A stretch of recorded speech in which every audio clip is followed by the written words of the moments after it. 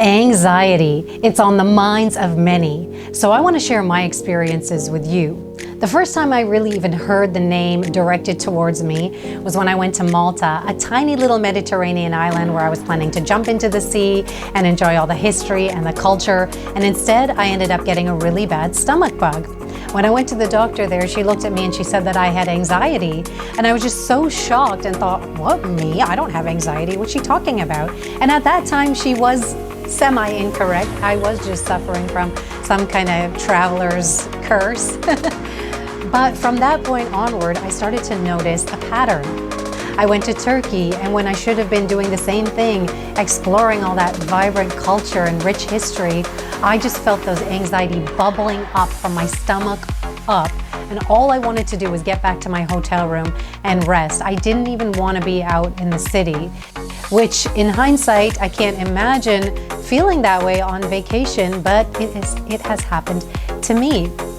And another thing that triggers my anxiety, aside from the lack of sleep and the consistent sleep jet lag, is stressful situations, difficult situations. I always notice this pattern that my anxiety flares up. And a lot of us are going through tough times right now. I went to a doctor because I felt my heart beating really fast. I felt really dizzy. I felt these like shooting pains in my chest area. And again, they found nothing wrong. They said, you're fine. And they sent me home.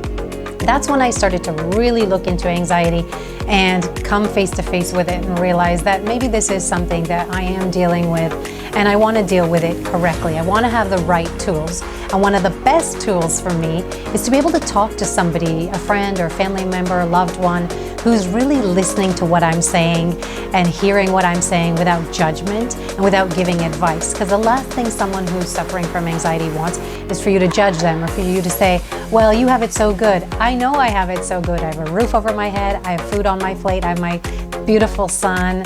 I have my family who loves me very much. But when you're in that moment of anxiety, that's not what you're thinking about. You want to just get out of that feeling and you want people who are going to understand and who are going to listen. The other thing that really helps me is to be able to go for a walk or go to the gym and get a really good sweat in, or even just do a workout at home.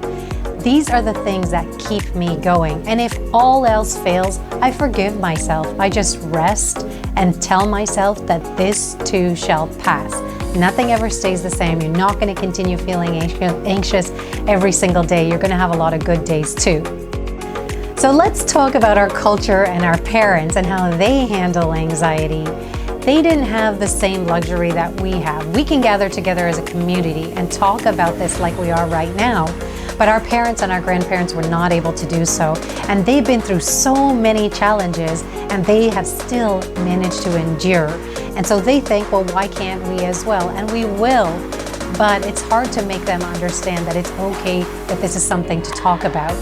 A lot of times when I'm feeling really down and anxious, I often think about both my grandmothers who have been through so many challenges in their lives, and still they've managed to come out with a long, happy life where they've taught their grandchildren and their children so many morals and values of how to live a good life. And when I think of them, I think if they could do it, then I definitely can as well.